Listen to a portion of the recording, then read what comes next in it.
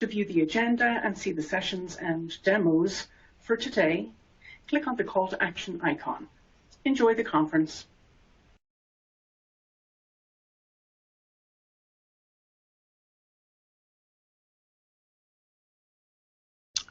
Well, good morning.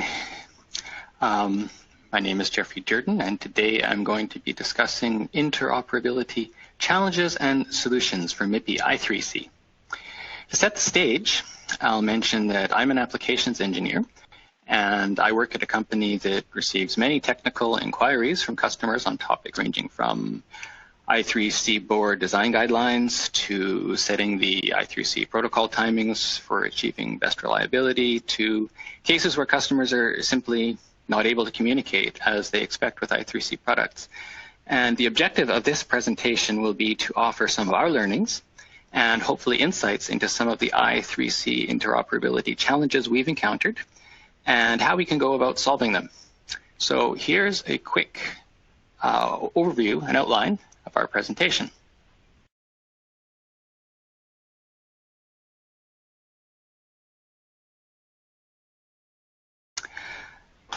I'm going to begin with a very brief overview of MIPI I3C, and I'll define some terms that I'll be using in this presentation. That includes what I mean by the term interoperability. And then I'm going to divide this presentation into three main focus areas where we can discuss interoperability challenges and solutions. The first focus will be related to physical signaling aspects of I3C. That is board layout and component optimization. And these can both play a big role in successful I3C operation. And the second focus will be related to signal timing adjustment. What do you have at your disposal to fix timing issues as they arise? And the third focus will be on protocol layer aspects of I3C. And I'm going to provide a couple of examples related to hot join and related to HDR, DDR. And then I'd like to close the presentation with a few words on best practices and draw some conclusions. This presentation is not meant to be theoretical, it's meant to be practical. The case studies that are described here are all related to issues that we've actually seen in the field, and I hope that they are helpful and interesting. So, to briefly begin, what is I3C? I3C is a two-wire bus interface built upon the legacy of I2C, a common communication standard for inter-chip and inter-device communication. I3C was developed by MIPI, originally for interfacing all the varieties of sensors that you'd find in your smartphone. But I3C is increasingly finding uses in consumer electronics generally, in controllers, in power management ICs, and memory servers, and in automotive applications, just to name a few places where I3C can play an important role. The I3C bus is pictured below. What makes I3C so innovative are the additional features that it adds to the I2C device standards. I3C introduces higher bandwidth operating modes. It provides a very flexible system architecture, including, for example, multi-master operation over one bus. And it has the potential to greatly reduce device pin counts on sensor interfaces by the use of a standard set of common command codes. So let's look at MIPI I3C data rates. On the higher speed of things, I'll briefly mention that I3C provides two means of driving signals. There's open drain operation as an I2C, which is intended to drive buses at speeds of up to 4 megahertz. And I3C also introduces a higher speed push-pull driver capability, and this is designed to drive signals at speeds of up to 12.5 megahertz. And it is this combination of the two that you'll see in the scope captures that follow in this presentation. And there's a number of waveforms where the two data rates are combined within a single transmission. And here's a view of the kind of waveforms that we're going to be seeing. It's also important to note that I3C introduces other modes such as DDR clocking, and that allows for higher speed data transmission up to 25 megahertz, as well as a third method for increasing bandwidth even further, and that's ternary signaling, which allows for data rates up to 33 megahertz. And MIPI I3C version 1.1 introduces new high data rate transmission modes too, but I won't be focusing on these in this presentation. What do I mean when I say interoperation? The intention and the vision for the I3C protocol is that it will be adapted within multiple types of sensor and controller applications, being developed by different manufacturers, often with very different bandwidth requirements. And all of this needs to communicate seamlessly over a single multi-drop bus. And note, there's always legacy I2C devices as well. They need to interoperate with I3C devices. So to achieve all of this, you end up with a fairly complicated protocol. And even though I3C is not enormously high speed, there are many design challenges even at 12.5 megahertz, more than you might guess, as soon as we're talking about multiple devices on a single bus, as is shown in the picture here. There are resources available from the MIPI working groups to help engineers out. For example, the System Integrators Application Note that you'll see listed at the end of this presentation. It provides many useful guidelines on how to design buses and systems well. But what I hope to do in this presentation is talk a bit about what to do when things don't go well. I think that's what you're going to see. And that's why I've got some case studies and cautionary tales about building a bus and getting I3C devices talking to each other. So that's the introduction. Let's start with some layout basics, some observations. What are the best practices for layout? First, as always, pay attention to power and ground. There are a couple of plots here shown below. Each one represents I3C signals with open drain of 4 megahertz and push-pull set to 12.5. So we're operating here at maximum data rates. I'll start with the plot on the left. It shows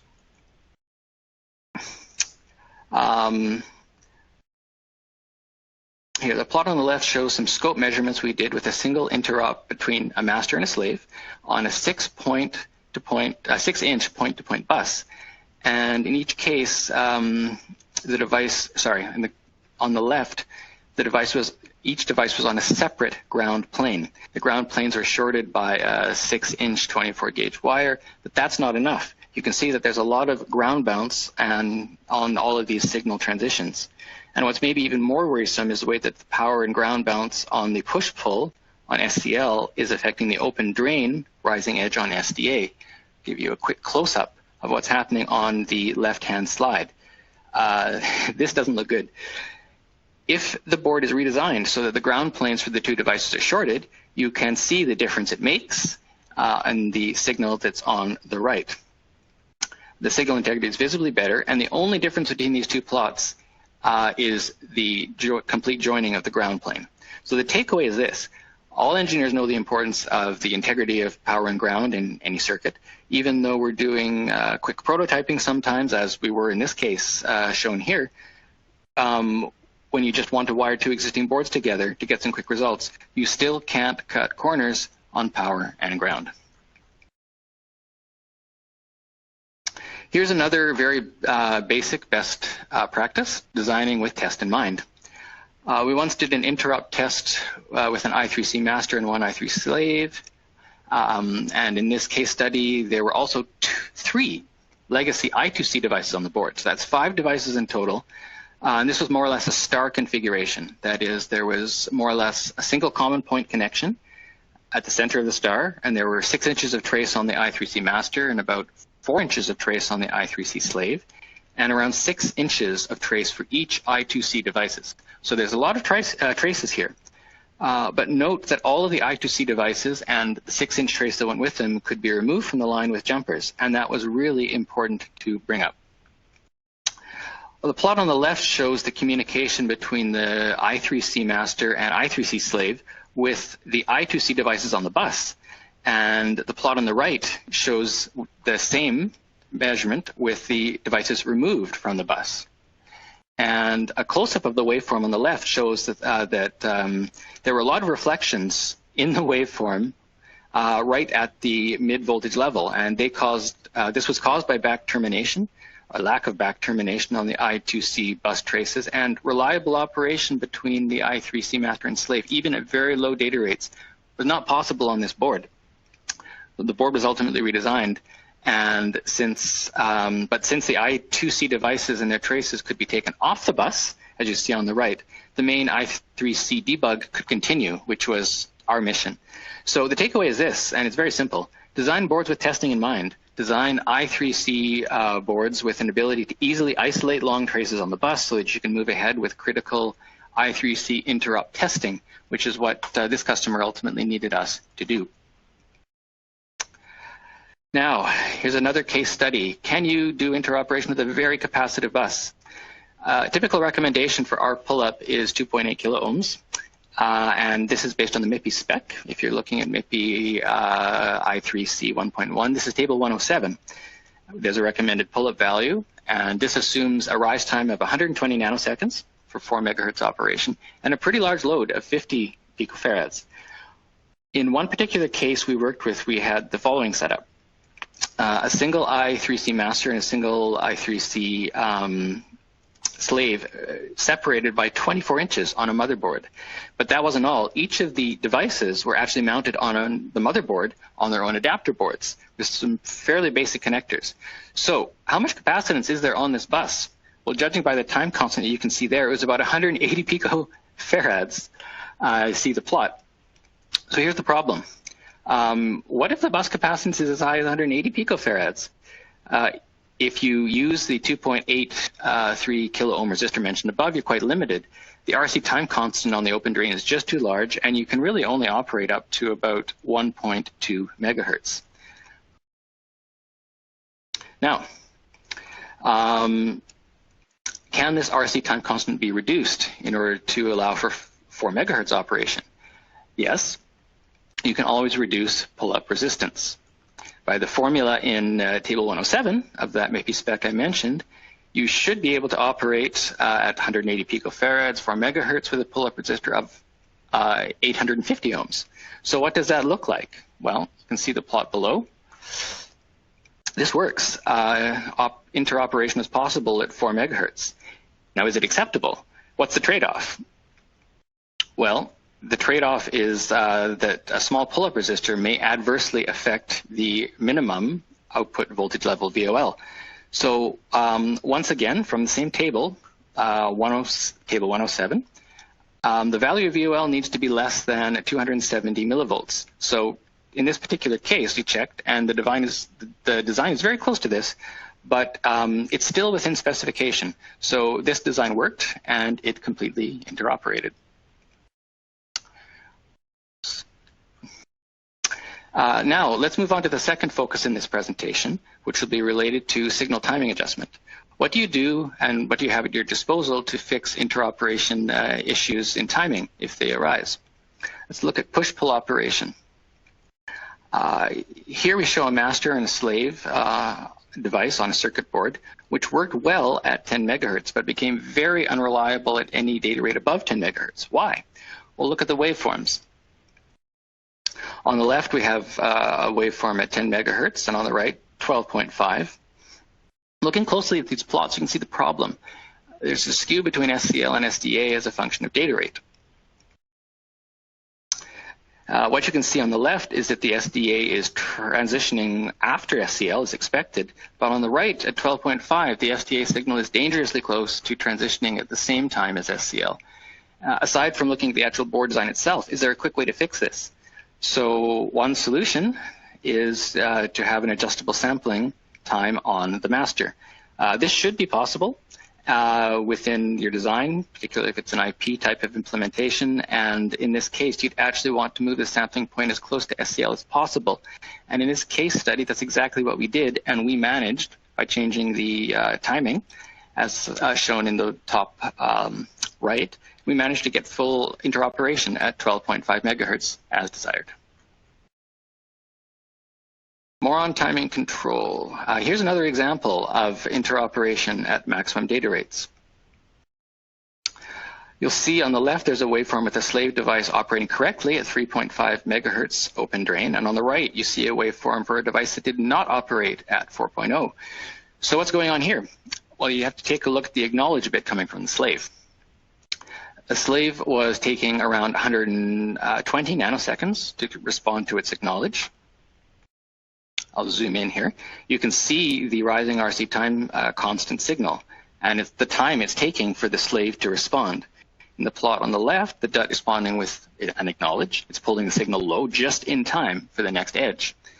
But in the plot on the right, the DUT isn't quite fast enough, and the master was receiving a NAC. There just wasn't enough time at 4 megahertz for the slave to respond. So this really should be fixed within the slave itself, but there are many tricks that you could play to get around the slow response time. For example, one quick fix solution would be to delay the SCL edge only during the acknowledge bit, which provides additional time for the slave to respond.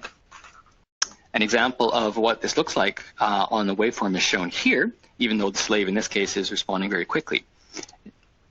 And in particular, in this case study, from the DUT on the previous slide, we were able to prove that just by extending the acknowledge bit on the slave, we could get complete interoperation on the drain at the full frequency of 4.0 megahertz, except for the acknowledge. Now, is this a good technique in general to ensure interoperation at full reliability? Well, probably not. But what I hope is useful here is to show that we can keep tricks like this in mind if it fixes the problem for very specific implementations, as was our case here.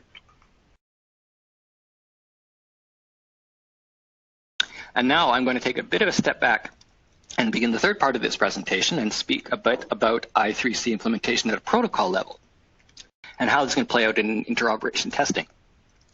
There are countless examples of this, and each would be unique, but what I wanted to do was show 2 illustrative examples, a hot join implementation issue and an HDR-DDR write implementation issue. And I'll start with hot join. What you see on the screen is a high-level analyzer and viewing tool that allows you to capture traffic on an I3C bus. You need a tool like this for any kind of protocol level testing and debug. What you see here is a list of traffic on the I3C bus in terms of I3C states. Here's a really quick rundown of the viewer so it's clear what you're looking at. In the first 2 columns, we've got a chronological list of I3C states numbered according to an ID, and beside that, there's a timestamp. In the third column, you've got a description of the I3C state in terms of familiar names.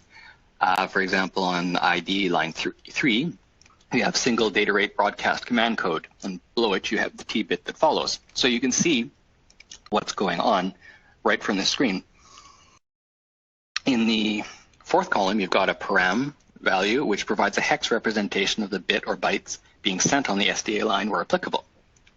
And very importantly, down below, there's a simple waveform viewer, which allows you to visualize the I3C signals. SDA is shown in orange and SCL in blue. And in this case, we can see a visual representation of the states highlighted above. And in this case, you can see that the I3C state 9 and 10, it's line 9 and 10, they're highlighted in blue above, and that's the waveform we're seeing in the viewer below. Now, to understand this hot join example I'm now going to show, it's also useful to look at the finite state machine given in the I3C spec. So I'm pulling up the finite state machine for hot join. This is figure 91 in the MIPI I3C specification version 1.1. We start from an idle state on the bus, and the slave requests a start by pulling the SDA line low and waits for the master to drive SCL low. And after this start, the slave issues a reserved slave address followed by a write bit. That's what's represented in the finite state machine in orange. And in this case that we're interested here, the master will acknowledge the request with an ACK, issue a repeated start, and then will send a broadcast command code to enter dynamic address assignment, which is just off the bottom of this chart.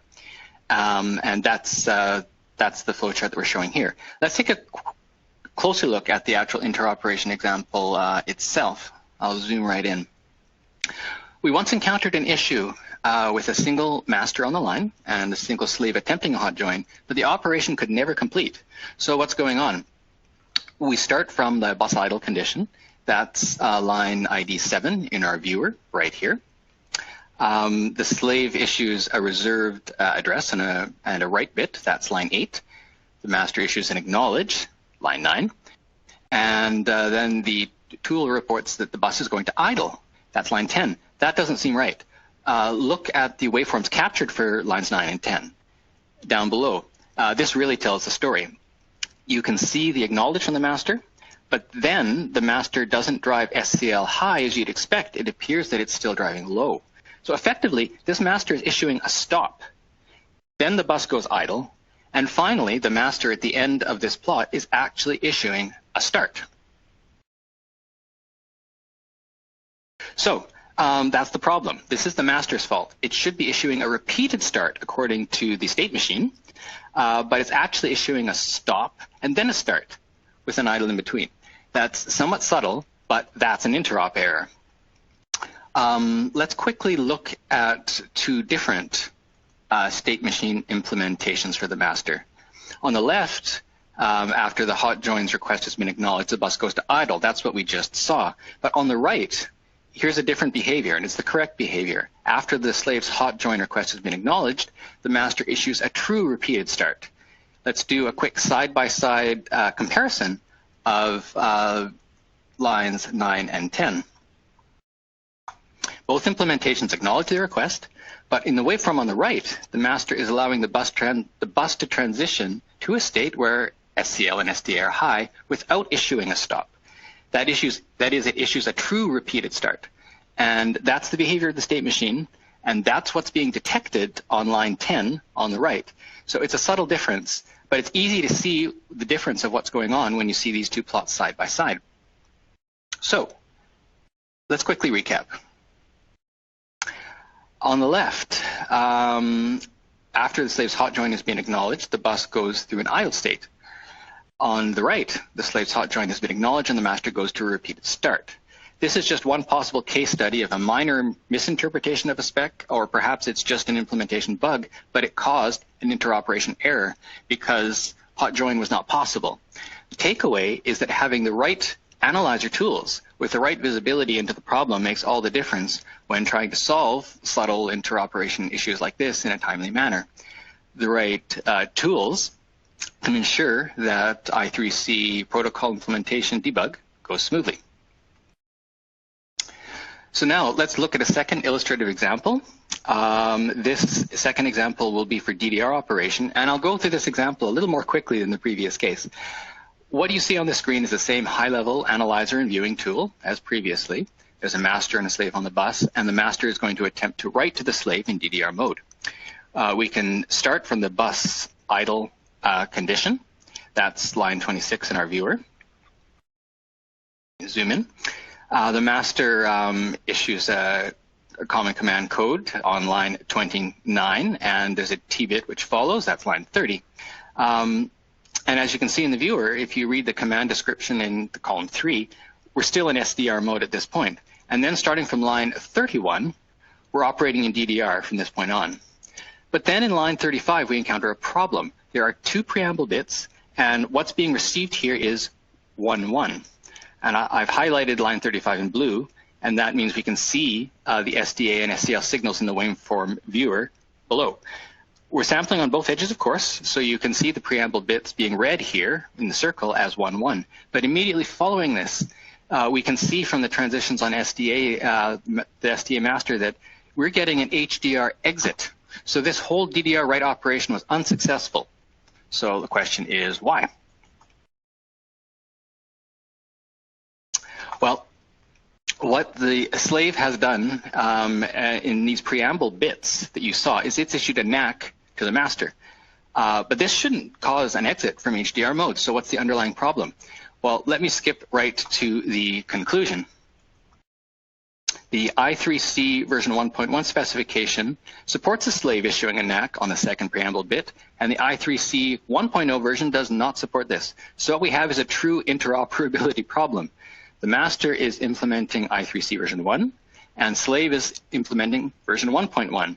And in this case, that's causing the DDR write to be unsuccessful. Let's quickly look at the 2 case studies side by side. On the left, the master and the slave have a version mismatch. And on the right, we've got the correct matching. That is, they're both 1.0. On the left, the preamble bits, you can see on line 35, the parameter is 1, 1. That's not legal in I3C version 1.0. And on the right, we're returning 1, 0. You can see that. It's circled in the waveform viewer on the right. You can see it in line 35. That is legal. So,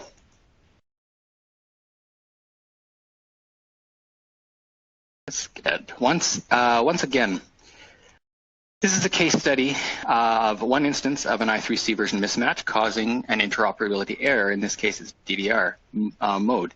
It's not so difficult to track this down, but you have to have visibility into all of the I3C states and traffic on the bus.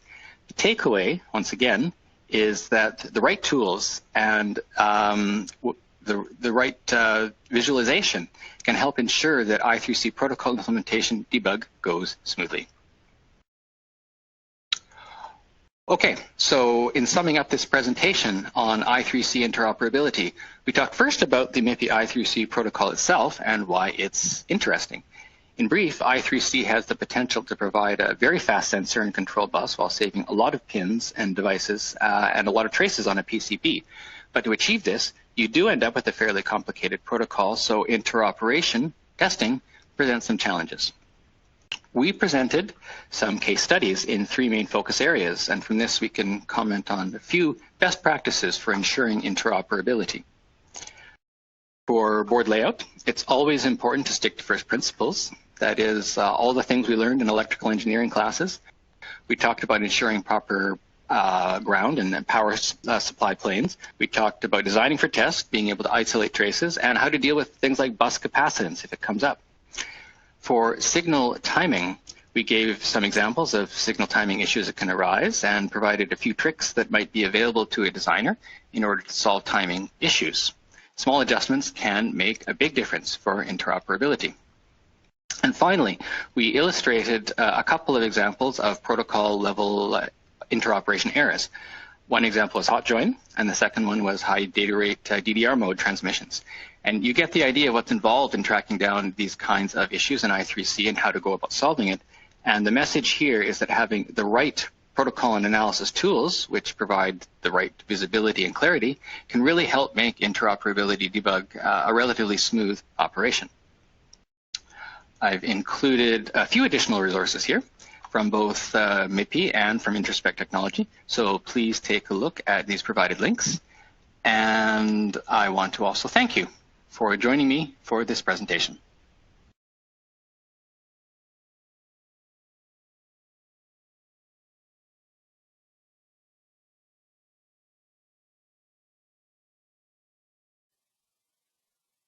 Thanks, Jeffrey. Appreciate that. I encourage questions to come in via the Q&A pane. And our first question is, do you have any advice on implementing voltage level shifters between I3C devices? Yes, to operate between 2 I3C devices, maybe one operating at 1.8 volts and another at VDD is 3.3 volts, you may need level shifters to interface reliably. What you generally want is a level translator that preserves both the push-pull and the open drain operation, and the translator has to be entirely bidirectional. One off-the-shelf device chip that we've used several times is the part number is LSF0204. It's a 12-pin chip. It's got 4 bits, and it supports tens of megahertz, and it can sustain voltages higher than VDD, which not all low-power chips can do. So there's a quick recommendation. We've certainly used it with success. It would be a chip LSF0204. Thank you. Next question. Are line reflections a serious issue for I3C? Very short answer is that line reflections can be a problem, as you've seen in this presentation, but they should not be a problem if these issues can be addressed at a board design level, for example. Even at 12.5 megahertz, most reflections will settle out in much less than a clock period, but you should in general avoid any long traces that could act as stubs, and some topologies may be better than others. You might want to stick with daisy chains, for example. Series resistances in the signal path can be helpful in reducing reflections. if back termination is not possible. Simulation tools should always be used if you're laying out a board to see if there's potential for reflections on the line. And you can simulate pad drive strength, etc. as well. And also the MIPI Systems Integrator app note, which is mentioned in this presentation, has several guidelines on topologies and layout, which can be helpful in managing reflections as well. Thanks, Jeffrey. Well, very much appreciate those questions coming in. Unfortunately, we are out of time, but I do see there are other questions that have come into our Q&A pane, and we will address those questions. We're not able to get to them right now. We'll respond back to you post the conference. Okay, thanks again, everyone. I encourage you to go to the next session by clicking on the call to action and going back to our engagement hub. Thank you.